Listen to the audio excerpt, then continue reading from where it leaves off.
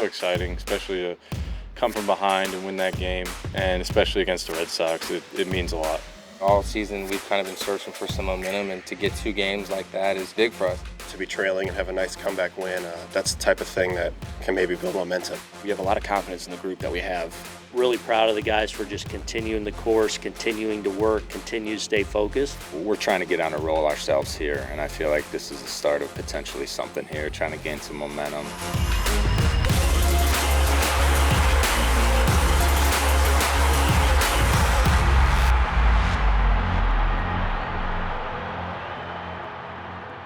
Trying to set a tone after the previous game. We had a really good game. JD, he swings, lifts a high fly to deep right center. Way back goes Gardner on the track. It's gone. It's a high fly ball to deep right. Going back Judge, he's on the track. See ya! A 2-run home run for Vasquez, and it's 3-0 Red Sox. What was really encouraging and what's been a hallmark of Jay's career really is his ability to just continue to turn the page. You know, he showed the grit that he has, able to push through the first couple innings. We tried to just erase it. Rowe did a great job back there calling pitches, and we were able to mix it up. We just noticed that he started to pitch a little more and mix it up a lot. We had probably 4 or 5 people come up, some players, some coaches during the game saying, we're going to win this game.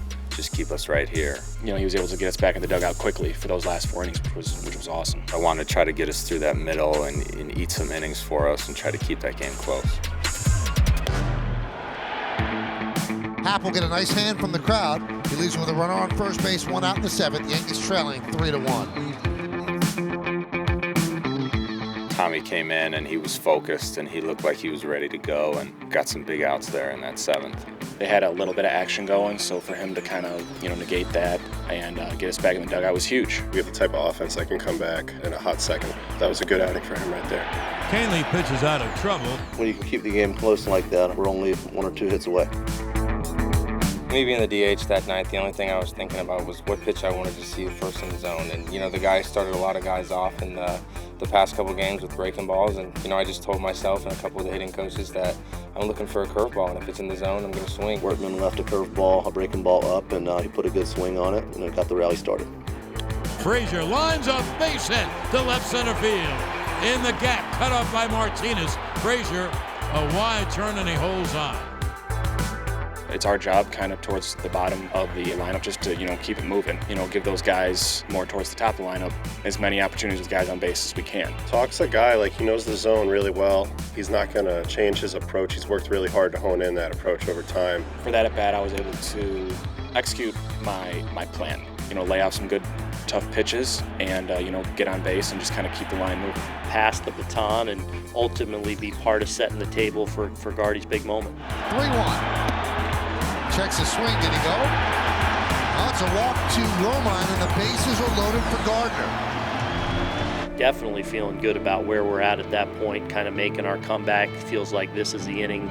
We got a shot to do something. Definitely thought there was a big moment about to happen, especially when you have your veteran leadership up there in Gardy, and you knew something special was about to happen. Gardy's going to go up there and grind out an at-bat and at least give you a good at-bat. I went up there looking for a first pitch fastball out over the plate. He threw a breaking ball for a strike. Gardy put a pretty good swing on a breaking ball that he fouled off to go 0-2. I took a pretty good swing at it. Kind of beat myself up a little bit because I missed a pretty good pitch to hit. I figured there was no way he would throw me that same breaking ball for a strike again. So just looked for a fastball for a strike, and I got it. Swung on, driven to deep right. It is high, it is far, it is gone. It's a grand slam. Let the Gardy party begin. Brett Gardner plants one in the right field seats. And the Yankees, down 3-1, now take a 5-3 lead. What a way to get your 100th career home run. A grand slam. I felt like right away it was getting out of the ballpark. And I looked at the way that Mookie was running back on the ball, and he started to, pull up pretty soon. I hit it good, but not great. Obviously hit it low. It was more of a line drive, so I wasn't sure if it was going to go out or not. Once it was about halfway on its flight, I was like, oh, I think that's gone. Then you could just see the crowd go crazy. It was pretty cool. When there's 50,000 people going crazy and you can hear the crack of the bat, somebody hit it hard. Your mind goes blank and it's like, oh my God, did he really just do that? And it was awesome. When that thing went over, we were making some noise. That was a great feeling. And that's a prime example of what it takes in a big moment to be able to come through. And who better to have at the plate than Brett? Found a way to get it done, as he seems to always do. 100th home run under his belt, a grand slam, and to go ahead against the Red Sox is just a great way to do it. Excited that it went out, obviously excited to be able to come through in a big spot like that. My first, Yankees Red Sox experience was pretty memorable. A big moment for us to cap a good comeback for us. He delivered big.